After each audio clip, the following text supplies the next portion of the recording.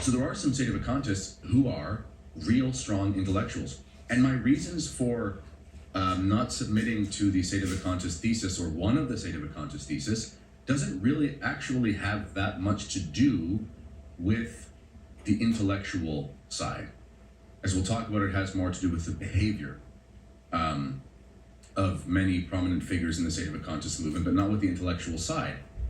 Because if I'm being honest, there are very strong arguments for Sedevacantism. And if you are an honest Catholic, theologian, traditional Catholic especially, you will have read some literature where it makes you scratch your head and you go, it's pretty strong. It's not something that you can approach with kid gloves. Now, my main reason, I should say, for rejecting Sedevacantism, as I said, is not intellectual. It's behavioral and almost a gut reaction. And maybe in any case, the arguments for Sedevacantism in some ways are very intellectually satisfying.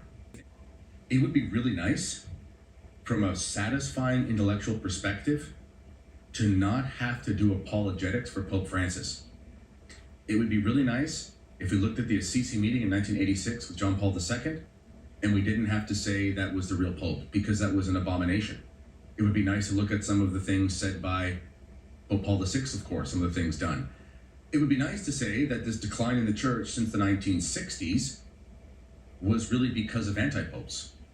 And it wasn't because of the true papacy. That would be, in many ways, and I'm not downplaying this, I'm not trying to say this is an easy solution because it's intellectually simple.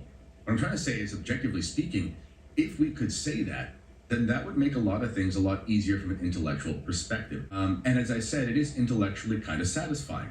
In some ways, it makes a lot of sense.